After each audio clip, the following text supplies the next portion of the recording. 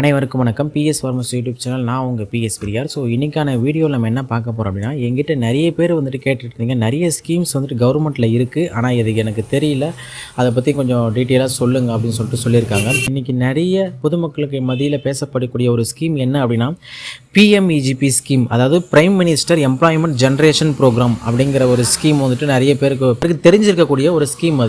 அந்த ஸ்கீமை எப்படி நம்ம வந்துட்டு வாங்கிறது, அதுக்கு யார்கிட்ட போயிட்டு என்னென்ன கேட்கணும், எப்படி பண்ணணும், ஓகேங்களா? அதுக்கு நான் பண்ண மிஸ்டேக்லாம் சில விஷயங்களை நான் சொல்கிறேன். அந்த மிஸ்டேக்லாம் நீங்கள் பண்ணக்கூடாது. என்ன பண்ணால் இந்த ஸ்கீம் கிடைக்காம போயிடும், என்ன பண்ணால் அந்த ஸ்கீமை கரெக்டாக நம்ம வந்துட்டு வாங்கலாம் அப்படின்னு சொல்லிட்டு இந்த வீடியோவில் A to Z top to bottom அது யார் மூலிமா கொடுக்குறாங்க, என்னென்ன பண்ணணும் அப்படிங்கிறத தெளிவாக நான் உங்களுக்கு வந்துட்டு சொல்கிறேன். தயவு செஞ்சு இந்த வீடியோவை ஸ்கிப் பண்ணாமல் ஃபுல்லாக நிதானமாக உட்காந்து பொறுமையாக பாருங்கள். என்னென்ன சொல்கிறேங்கிறத அப்போ தான் உங்களுக்கு அந்த ப்ரொசீஜர் தெரியும், அந்த மெத்தடு தெரியும், எங்கே போய் கேட்கணும், என்ன ஃபஸ்ட்டு பண்ணணும், என்ன லாஸ்ட்டு பண்ணணுங்கிறது உங்களுக்கு தெரியும். ஸோ இந்த வீடியோட கடைசியில் இது கிடைக்கிறதுக்கு எந்த பேங்க் உங்களுக்கு கொடுக்குது அப்படிங்கிறத முதல்ல அந்த வீடியோ கடைசியில் சொல்லியிருக்கேன். ஸோ வீடியோவை ஸ்கிப் பண்ணாமல் கடைசி வரைக்கும் பாருங்கள், அப்போ தான் உங்களுக்கு வந்து புரியும். ஓகேலாம், இப்போ வாங்க வீடியோக்குள்ளே போகலாம். வீடியோ புதுசாக பார்க்குறீங்க அப்படின்னா மறக்காம நம்ம சேனலை வந்து சப்ஸ்கிரைப் பண்ணி பக்கத்தில் இருக்க பெல் ஐக்கனை கிளிக் பண்ணி ஆளில் போட்டுக்கணும். அப்போ தான் அடுத்தடுத்த போடக்கூடிய வீடியோக்குள்ள உங்களுக்கு வந்து நோட்டிஃபிகேஷன் வரும். ஓகேலாம். So first of all, prime minister employment generation programme PMEGP, இந்த ஸ்கீமை இந்த ஸ்கீமில் என்ன மொத்தம் 2 வெரைட்டி இருக்குது. அந்த 2 வெரைட்டி என்னென்னா, 2 பேருக்கு தான் வந்துட்டு லோன் கொடுக்குறாங்க. இது வந்து சென்ட்ரல் கவர்மெண்ட் கொடுக்குது, இது 2 பேருக்கு கொடுக்குது. அதாவது 2 டைப் ஆஃப் பீப்புளுக்கு கொடுக்குது. ஒன்று வந்துட்டு மேனுஃபேக்சரிங் இண்டஸ்ட்ரி ஸ்டார்ட் பண்ணுறவங்களுக்கு கொடுக்குது, இன்னொன்று சர்வீஸ் செக்டர் யாருன்னா ஸ்டார்ட் பண்ணுறாங்கன்னா அவங்களுக்கு கொடுக்குது. எவ்வளோ கொடுக்குது? மேனுஃபேக்சரிங் இண்டஸ்ட்ரிக்கு ஒரு 50 லட்ச ரூபா வரைக்கும் கொடுக்குது. சர்வீஸ் இந்த செக்டர்களில் போனோம்னா ஒரு 20 லட்ச ரூபா வரைக்கும் கொடுக்குது. ஏன் கொடுக்குது அப்படின்னா, இந்த அன்எம்ப்ளாய்மெண்ட்டாக இருக்காங்க பார்த்தீங்கன்னா, அவங்களுடைய எம்ப்ளாய்மெண்ட்டை டெவலப் பண்ணுறதுக்கு சென்ட்ரல் கவர்மெண்ட்டே கொண்டு வந்த திட்டம் இது. சரிங்களா? இப்போ ஓகே, 2 டைப் ஆஃப் கொடுக்குறாங்க. இப்போது அதில் ஒன்று மேனுஃபேக்சரிங் பண்ணால் 50 லட்சம், சர்வீஸ் செக்டரில் பண்ணால் 20 லட்சம் கொடுக்குது. சரிங்களா? இப்போது இந்த மேனுஃபேக்சரிங் இண்டஸ்ட்ரியிலே 2 வகையாக பிரிக்கிறாங்க. சரிங்களா? ஒன்று வந்துட்டு எல்லோரும் கொடுத்துட முடியாது இல்லைங்களா? அப்போ ஒன்று வந்துட்டு அர்பன் ஏரியாவாக இருக்கிறவங்களுக்கு ஒரு டைப்லையும், ரூரல் ஏரியாவாக இருக்கிறவங்களுக்கு ஒரு டைப்லையும் கொடுக்குறாங்க. 2 விதமாக கொடுக்குறாங்க. சர்வீஸ் இண்டஸ்ட்ரிலையும் சர்வீஸ் செக்டர்லேயும் அதே மாதிரி தான், அர்பன் ஏரியாவுக்கு தனியாக, ரூரல் ஏரியாவுக்கு தனியாக கொடுக்குறாங்க. சரிங்களா? இப்போது அர்பன் ஏரியாவை எடுத்துக்கிட்டிங்கன்னா வச்சுக்கோங்களேன், இப்போ 2 அர்பன் ஏரியாவை எடுத்துட்டிங்கன்னா அதில் 2 கேட்டகரியாக பிரிக்கிறாங்க. அதாவது ஜென்ரல் கேட்டகரிக்கு ஒரு டைப் ஆஃப் பர்சன்டேஜ்லையும் கொடுக்குறாங்க, ஸ்பெஷல் கேட்டகரியிலும் ஒரு டைப் ஆஃப் பர்சன்டேஜ்லையும் கொடுக்குறாங்க. என்ன கொடுக்குறாங்க? ஜென்ரல் டைப்பில் வந்துட்டு 15% மானியமும், ஸ்பெஷல் கேட்டகரியில் 35% மானியமும் கொடுக்குறாங்க. சரிங்களா? இதே தான் ரூரல் ஏரியாவுக்கும். ரூரல் ஏரியாவில் என்ன கொடுக்குறாங்க? ஜென்ரலில் வந்துட்டு பார்த்தீங்கன்னா 25% கொடுக்குறாங்க. அதாவது அங்கே அர்பன் ஏரியாவில் வந்துட்டு 15% தான் கொடுக்குறாங்க, ஆனால் ரூரல் ஏரியாவில் 25% கொடுக்குறாங்க ஜென்ரல் கேட்டகரிக்கு. ஆனால் ஸ்பெஷல் கேட்டகரியில் 35% கொடுக்குறாங்க. சரிங்களா? இப்போது இதே தான் அப்படியே சர்வீஸ் செக்டரில் வந்தாலும் இதே காமன் தான். அதாவது ரூரலாக அர்பனா அப்படின்னு பிரிச்சுட்டு, அர்பனில் இருக்கிறவங்களுக்கு வந்துட்டு ஜென்ரலில் 15%, ஸ்பெஷலில் 35% கொடுக்குறாங்க. இப்போ அப்படியே ரூரலில் போனீங்கன்னா அதில் வந்து ஜென்ரலில் 25%க்கும் ஸ்பெஷலில் 35% கொடுக்குறாங்க. இதுதான் விஷயம். சரிங்களா? அதாவது இதில் 50 லட்சம் கொடுக்குறாங்க, இதில் 20 லட்சம் கொடுக்குறாங்க. இதில் நம்ம வந்து சர்வீஸ் இண்டஸ்ட்ரியில் இருக்கிறோம். சர்வீஸ் இண்டஸ்ட்ரியில் என்னென்ன வரும் அப்படின்னா, dairy farm, goat farm, fish farm, அப்புறம் பிக் ஃபார்மு, இந்த பால்ட்ரி ஃபார்மு, இந்த மாதிரி ஒருங்கிணைந்த பண்ணை, இந்த மாதிரி பண்ணை ரிலேட்டடாக வரது எல்லாமே வந்து பார்த்திங்கன்னா சர்வீஸ் ரிலேட்டடில் வந்துடும். ஸோ இது எல்லாமே சர்வீஸ் ரிலேட்டட். அப்போ நான் சூஸ் பண்ணது மேனுஃபேக்சரிங் நமக்கு சம்மந்தம் கிடையாது. மேனுஃபேக்சரிங் பண்ணால் 50 லட்ச ரூபாய் கொடுப்பாங்க, ஆனால் அது பெரிய ப்ரொசீஜர்லாம் இருக்குது. சரிங்களா? இன்ஸ்ட்ருமெண்ட்டில் எக்யூப்மெண்ட்லாம் நிறைய வாங்கினா நிறைய இடம் இருக்கணும். இப்போ சர்வீஸ் செக்டரில் நம்மளுடைய ஃபார்ம் வருது. சரிங்களா? இப்போ நம்ம ஃபார்ம் பண்ணுறதுக்கு நம்ம அப்ரோச் பண்ணுறோம் அப்படின்னா, ஃபார் எக்ஸாம்பிள் இப்போ அர்பனாக இருந்தால் 20 லட்ச ரூபா நம்மளுக்கு கொடுப்பாங்க. அதில் அர்பனாக இருந்தால் அதில் நம்ம ஜென்ரல் கேட்டகரி இருந்தால் 15 லட்சமும் 15%, ஸ்பெஷல் கேட்டகரி இருந்தால் 35% கொடுப்பாங்க. இப்போ அதுவே ரூரலாக இருந்தால் ஜென்ரல் கேட்டகரி 25%, ஸ்பெஷல் கேட்டகரிக்கு 35% கொடுக்குறாங்க. இப்போ நான் இதில் எந்த இடம் அப்படின்னு பார்த்தீங்கன்னா, பெரும்பாலான மக்கள் வந்து ஜென்ரல் கேட்டகரியாக இருப்பாங்க. ஜென்ரல் கேட்டகரியாக இருந்து ரூரலாக தான் மேக்ஸிமம் இருப்பாங்க. சரிங்களா? ரூரலாக இருந்ததுன்னா அப்போது நம்மளுக்கு 25% கிடைக்கும். இப்போ ஒரு 20 லட்ச ரூபா லோன் கொடுக்குறாங்கன்னா 25% மானியம். அப்போ மீதி 15 லட்ச ரூபா மட்டும் நம்ம கட்டணும். சரிங்களா? இன்ஸ்டால்மெண்ட்டில் கட்டிக்கணும். சரிங்களா? அதேமாதிரி கட்டணும். இப்போ இதுதான் ப்ரொசீஜர். இப்போ ஒன்று சூஸ் பண்ணிட்டீங்க. கோட் ஃபார்மிங் இப்போ ஸ்டார்ட் பண்ண போகிறீங்கன்னு வச்சுக்கோங்களேன். கோட் ஃபார்மிங்கிலோ டைரி ஃபார்மிங்கோ ஸ்டார்ட் பண்ண போகிறீங்க. ரூரலில் இருக்கிறீங்க. ரூரலில் இருந்து ஒரு 20 லட்ச ரூபா வாங்குறதுக்கு நீங்கள் ஸ்டார்ட் பண்ணுறீங்க அப்படின்னா என்ன பண்ணணும் அப்படின்னு பார்த்தீங்கன்னா, அப்படின்னா முதல்ல நீங்கள் என்ன பண்ணணும் அப்படின்னா, இதெல்லாம் சூஸ் பண்ணிட்டீங்க. இப்போ இதுக்கு போயிட்டு நீங்கள் என்ன பண்ணணும் அப்படின்னா, ஃபஸ்ட்டு இந்த லோன் வந்துட்டு எப்படி கொடுக்குறாங்கன்னு முதல்ல நீங்கள் தெரிஞ்சுக்கணும். சரிங்களா? இப்போது இது எல்லாத்துக்குமே முதல்ல என்னென்ன டாக்குமெண்ட் முதல்ல ப்ரிப்பேர் பண்ணுவீங்களா? இப்போ டாக்குமெண்ட் என்ன ப்ரிப்பேர் பண்ணுவீங்க? ஃபஸ்ட்டு நீங்கள் வந்துட்டு ரூரலில் இருக்கிறீங்க அப்படின்றதுக்காக முதல்ல ரூரல் சர்டிஃபிகேட் அப்படின்னு சொல்லிட்டு நீங்கள் ஒன்று வாங்கணும். இப்போ நாங்கள் ஸ்க்ரீனில் காமிக்கிற பாருங்க, இதுதான் ரூரல் சர்டிஃபிகேட். சரிங்களா? இது உங்கள் வில்லேஜில் இருக்கக்கூடிய விஏஓ ஆஃபீஸில் போய்ட்டு நீங்கள் வாங்கணும். சரிங்களா? மனைகார் ஆஃபீஸில் போய்ட்டு வாங்கினீங்கன்னா இந்த ரூரல் சர்டிஃபிகேட் கொடுப்பாங்க. ரூரல் சர்டிஃபிகேட் எதுக்கு வாங்குறீங்கன்னு சொல்லிட்டு அவங்க கேட்பாங்க. நீங்கள் சொல்லணும், ஓகேங்களா? எக்ஸ்பிளைன் பண்ணணும். நான் வந்துட்டு இந்த மாதிரி ஃபார்ம் வைக்கலான்னு இருக்கேன், இந்த மாதிரி கோட் ஃபார்மிங் வச்சுலாம் இருக்கலாம், இந்த மாதிரி டைரி ஃபார்ம் ஆரம்பிக்கலான்னு இருக்கேன் அப்படின்னு சொல்லிட்டு எக்ஸ்ப்ளனேஷன் கொடுத்துட்டு அதுக்கப்புறம் அவங்க ரூரல் சர்டிஃபிகேட் வந்து கொடுப்பாங்க. இப்போ ரூரல் சர்டிஃபிகேட் எடுத்துக்கின்னு நீங்கள் என்ன பண்ணணும் அப்படின்னா, அடுத்தது ப்ராஜெக்ட் ரிப்போர்ட் ரெடி பண்ணணும். ஃபர்ஸ்ட் ஆஃப் ஆல் இந்த ரூரல் சர்டிஃபிகேட் எடுத்துக்கு முன்னாடியே நீங்கள் ப்ராஜெக்ட் ரிப்போர்ட் தான் முதல்ல ரெடி பண்ணணும். சரிங்களா? இப்போ நான் காமிக்கிறேன் பாருங்கள், இதுதான் ப்ராஜெக்ட் ரிப்போர்ட். இதை வந்துட்டு முதல்ல ரெடி பண்ணின்னு இதை எடுத்துக்கின்னு தான் விஓ ஆஃபீஸுக்கு போகணும். உங்களுடைய ப்ராஜெக்ட் ரிப்போர்ட்டை அவங்களுக்கு காமிக்கணும். அவங்களுக்கு காமிச்சதுக்கப்புறம் அவங்க இதை டிபெண்ட் பண்ணி ரூரல் சர்டிஃபிகேட் தருவாங்க. ப்ராஜெக்ட் ரிப்போர்ட் எப்படி இருக்கணும்னா, இப்போ நான் சொல்லியிருக்கேன் பாருங்கள், இதில் 20 லட்ச ரூபா நீங்கள் லோன் கேட்குறீங்கன்னா 20 லட்ச ரூபாய்க்கு உங்களுடைய ப்ராஜெக்ட் ரிப்போர்ட் இருக்கணும். சரிங்களா? கரெக்டாக டிட்டோவாக இருக்கணும். உங்களுடைய இப்போ நான் காமிக்கிற பாருங்க, இதுதான் ப்ராஜெக்ட் ரிப்போர்ட். இதில் 20 லட்ச ரூபாய்க்கு இருக்கும். இப்போ நான் டைரி ஃபார்முக்கு நான் அப்ரோச் பண்ணியிருந்தேன். ஸோ அதனால் உங்களுக்கு வந்துட்டு இருக்கும். சரிங்களா? இது வந்து 20 லட்ச ரூபாய்க்கு மதிப்பு.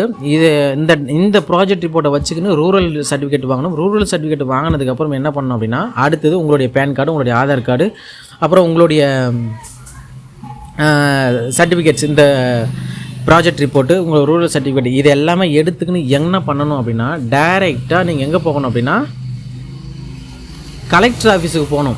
சரிங்களா? நான் பண்ண தப்பு அதுதான். சரிங்களா? கலெக்டர் ஆஃபீஸுக்கு போயிட்டு என்ன பண்ணணும் அப்படின்னா கேட்கணும். கேட்டதுக்கப்புறம் அவங்க என்ன சொல்லுவாங்க அப்படின்னா, நீங்கள் பேங்க்குக்கு போயிட்டு கான்டாக்ட் பண்ணிவிட்டு பேங்க்கு கொடுக்குறேன்னு சொல்லிட்டாங்களான்னு சொல்லிட்டு ஒத்துக்கணும்.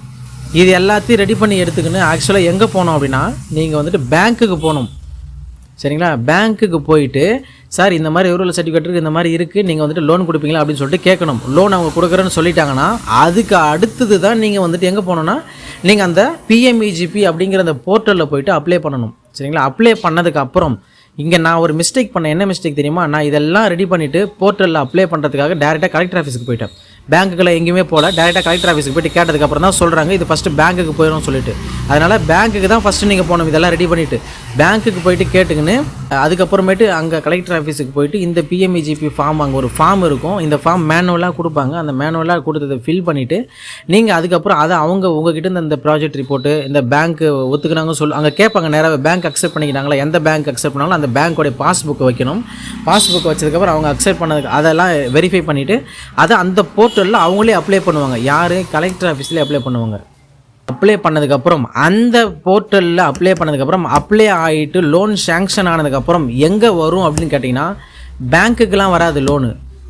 இந்த பேங்க் சென்ட்ரல் கவர்மெண்ட்டுக்கும் பேங்க்குக்கும் நடுவில் ஒரு ஏஜென்சி இருக்கும். அந்த ஏஜென்சி பேர் KVIC, அதாவது khadi and village industries commission, khadi and village industries board அப்படின்னு சொல்லிட்டு ஒரு ஏஜென்சி இருக்காங்க, கவர்மெண்ட்டோட ஏஜென்சி. இந்த ஏஜென்சி தான் என்ன பண்ணும், சென்ட்ரல் கவர்மெண்ட்டோட ஸ்கீமு, இந்த சப்சிடி, இதெல்லாம் ஹேண்டில் பண்ணுறது அவங்க தான். அதாவது உங்களுடைய அக்கௌண்ட்டில் இந்த 20 லட்ச ரூபா லோனை வந்துட்டு பேங்க் வந்து யார் மூலிமா சேங்ஷன் பண்ணுவாங்க அப்படின்னா, அதாவது இந்த காதி அப்படிங்கிற ஒரு ஏஜென்சி மூலிமா சேங்ஷன் பண்ணி அங்கே உங்களுடைய அமௌண்ட்டை ஹோல்டு பண்ணி அங்கேருந்து சென்ட்ரல் கவர்மெண்ட்டுலேருந்து சப்சிடியை வாங்கி இதில் போட்டு அப்புறம் வந்துட்டு தான் நம்மளுக்கு வந்துட்டு கொடுப்பாங்க. ஸோ இதுதான் ப்ரொசீஜரு. இப்போ இப்படி தான் பண்ணுவாங்க. இதுக்கு முதல்ல நீங்கள் போய்ட்டு பேங்க் அப்ரோச் பண்ணுவாங்க. பேங்க் கொடுக்குறேன்னு சொன்னதுக்கப்புறம் ரூபாய் இவ்வளோ இவங்க சேங்ஷன் பண்ணியிருக்காங்க அப்படின்னு சொல்லிட்டு இந்த காதி ஏஜென்சி என்ன பண்ணும் அப்படின்னா, சென்ட்ரல் கவர்மெண்ட்டுக்கிட்டேருந்து இந்த அமௌண்ட்டை வாங்கி, அதாவது இந்த பேங்க் அப்ரோச் பண்ணதுக்கப்புறம் பேங்க் ஓகே சொன்னதுக்கப்புறம் பேங்க் 20 லட்ச ரூபா பணம் கொடுத்துரும். ஆனால் காதின்ற ஏஜென்சிக்கிட்டேருந்து 35 லட்சம் வந்துட்டு சப்சிடியாக வந்துட்டு பேங்க்கு கொடுத்துரும். சரிங்களா? உங்களுடைய அக்கௌண்ட்டில் போட்டுருவாங்க. அதாவது இந்த KVIB, இந்த khadi and village industries commission சொன்னோம் பார்த்தீங்களா, இதில் உங்களுடைய ப்ரொஃபைல் ஒன்று கிரியேட் பண்ணணும். உங்களுக்கும் தனி யூசர் ஐடி, உங்களுடைய ஆதார் கார்டை வச்சுன யூசர் ஐடி, பாஸ்வேர்டு உங்களுக்கு கிரியேட் ஆகும். அதில் உங்களுடைய டாக்குமெண்ட்ஸ்லாம் அப்லோட் பண்ணுற மாதிரி இருக்கும். அதெல்லாம் கலெக்டர் ஆஃபீஸில் பண்ணுவாங்க. பண்ணதுக்கப்புறம் அந்த அமௌண்ட்டு வந்துட்டு பேங்க்கில் கொடுக்குறோன்னு சொன்னதுனால கொடுத்துருவாங்க. கொடுத்ததுக்கப்புறம் எப்படி கொடுப்பாங்கன்னா, ஆஃப் அமௌண்ட்டாக கொடுப்பாங்க. அதாவது 20 லட்ச ரூபாவில் 10 லட்ச ரூபா முதல்ல சேங்ஷன் வரவு வச்சுட்டு அதுக்கப்புறம் மீதி இருக்கிற 10 லட்ச ரூபா லோன் போடுவாங்க. அதை எப்படி நீங்கள் வாங்க முடியும் அப்படின்னா, கொட்டேஷன் காமிச்சு தான் வாங்க முடியும். சரிங்களா? 3 வருஷம் லாக்கிங் பீரியட் போடுவாங்க. அந்த 3 வருஷம் நீங்கள் வந்துட்டு அந்த அமௌண்ட்டை வந்துட்டு EMI மாதிரி கட்டுறீங்களா அப்படின்னு சொல்லிட்டு செக் பண்ணுவாங்க. அதாவது நீங்கள் நடத்தக்கூடிய பிஸ்னஸில். செக் பண்ணதுக்கப்புறம் அதுலேருந்து அமௌண்ட் அவங்க எடுத்துக்குவாங்க. அடுத்த அமௌண்ட்டை வந்துட்டு வரவாக வச்சுருவாங்க. அந்த சப்சிடி போக அந்த அமௌண்ட்டை நீங்கள் வந்துட்டு ஒரு அமௌண்ட்டை எடுக்கும்போது வந்துட்டு கொட்டேஷனை காமிச்சு எடுக்கிற மாதிரி இருக்கும். இப்போ ஃபார் எக்ஸாம்பிள் ஒரு சாப் கட்டர் வாங்குறீங்கன்னா வச்சுக்கோங்களேன், அந்த சாப் கட்டர் எடுத்து அந்த பில்லை எடுத்து அந்த கொட்டேஷனை காமிச்சு பேங்க்கில் வந்து சப்சிடி உங்களோட அக்கௌண்ட்டை மாற்றி விடுவாங்க. இந்த மாதிரி தான் வந்து பண்ணுவாங்க. 3 வருஷம் லாக்கிங் பீரியட் போடுவாங்க. அதுக்கப்புறம் தான் உங்களுக்கு அந்த லோன் அமௌண்ட்லாம் கம்ப்ளீட்டாக க்ளோஸ் ஆகும். சரிங்களா? ஸோ இதுதான் ப்ரொசீஜர்.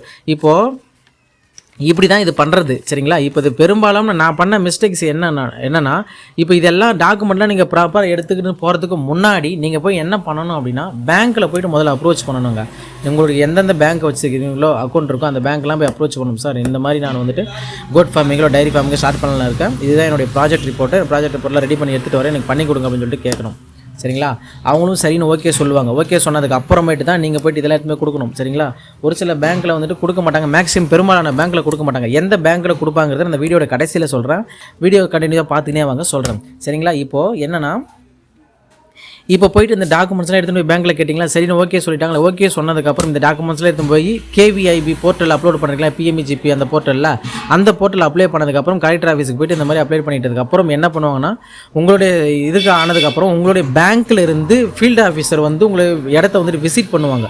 விசிட் பண்ணிவிட்டு சரின்னு ஓகே சொன்னதுக்கப்புறம் லோன் சேங்ஷன் ஆகிடும், அமௌண்ட் வச்சுருவாங்க. நீங்கள் எடுத்து உங்கள் வேலையை பார்த்துருவீங்க.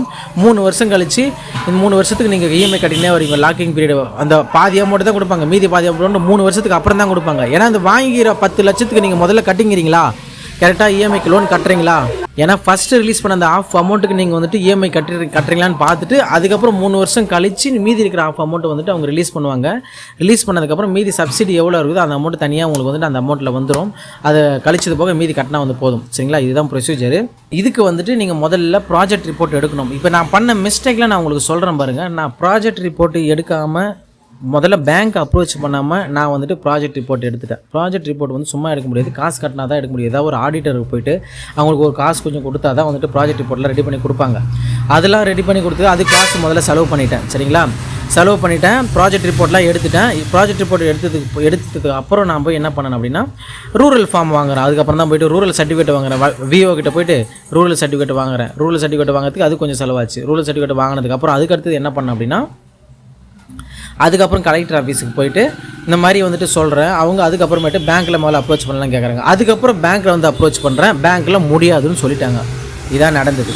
சரிங்களா? அப்போ நான் என்ன பண்ணியிருக்கணும், பேங்க் அப்ரோச் பண்ணிவிட்டு தான் அடுத்த கட்டத்துக்கு போயிருக்கணும். நீங்கள் என்ன பண்ணணும், அதே தான் பண்ணணும். பேங்க் முதல்ல அப்ரோச் பண்ணணும். அவங்க ஓகே சொன்னதுக்கப்புறம் தான் அடுத்தடுத்த டாக்குமெண்ட் ப்ராசஸ்லாம் நீங்கள் போகணும். நான் அதை பண்ணலை. முதல்ல எல்லாத்தையும் பண்ணிவிட்டு வந்து கடைசியாக பேங்க் வந்துட்டு அப்ரோச் பண்ணால் பேங்க் கொடுக்கலன்னு சொல்லிட்டாங்க. பேங்க் ஏன் கொடுக்கலன்னு எனக்கு சொன்னாங்கன்னா, எனக்கு வந்துட்டு ஆல்ரெடி வந்துட்டு சில கோல்டு லோன்லாம் கொஞ்சம் சிபில்லாம் செக் பண்ணி தான் கொடுப்பாங்க. சிபில்லாம் செக் பண்ணதில் கொஞ்சம் லோ வந்ததுனால கொடுக்கல. அது போக அதுக்கப்புறம் எனக்கு இன்ட்ரெஸ்ட்டும் இல்லை, நான் அப்படியே விட்டுட்டேன். சரிங்களா? இதை நான் பண்ண மிஸ்டேக்கு. இப்போது நீங்கள் பண்ணும்போது இந்த மாதிரி பண்ணக்கூடாது. நீங்கள் எல்லாத்தையும் ப்ராப்பராக டாக்குமெண்ட்ஸ்லாம் ரெடி பண்ணுறதுக்கு முன்னாடி பேங்க்கு போய் அப்ரோச் பண்ணி அதுக்கப்புறம் டாக்குமெண்ட்ஸை ரெடி பண்ணி அதுக்கப்புறம் கலெக்டர் ஆஃபீஸுக்கோ இல்லை ஆன்லைன்லேயோ போயிட்டு இந்த போர்ட்டலில் இதெல்லாம் அப்ளை பண்ணிவிட்டு அதுக்கப்புறம் நீங்கள் வெயிட் பண்ணணும். மறுபடியும் பேங்க்கை கூட டச்லேயே இருக்கும். அவங்களே சாங்ஷன் ஆச்சுன்னா கூப்பிட்டு வெரிஃபை பண்ணிவிட்டு உங்களுக்கு வந்துட்டு அமௌண்ட்டு கொடுத்துருவாங்க. இதுதான் ப்ரொசீஜர், சிம்பிள் ப்ரொசீஜர்.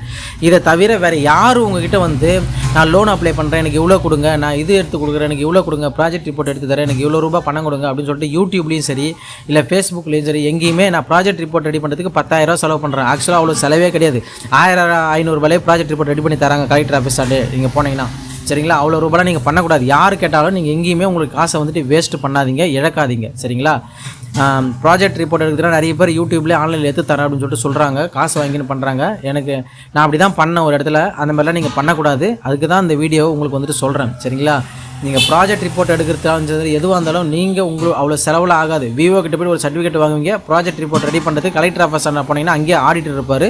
அந்த ஆடிட்டரே உங்களுக்கு பண்ணி கொடுத்துருவார் ப்ராஜெக்ட் ரிப்போர்ட்லாம். அதெல்லாம் எடுத்துன்னு டாக்குமெண்ட்ஸ் ரெடி பண்ணின்னு பேங்க்கில் கன்ஃபார்ம் பண்ணிவிட்டு நான் கொடுக்குறேன்னு பேங்க் மேனேஜர் சொன்னதுக்கப்புறம் தான் நீங்கள் கலெக்டர் ஆஃபீஸுக்கே போகணும். அது வரைக்கும் நீங்கள் போகவே கூடாது. சரிங்களா?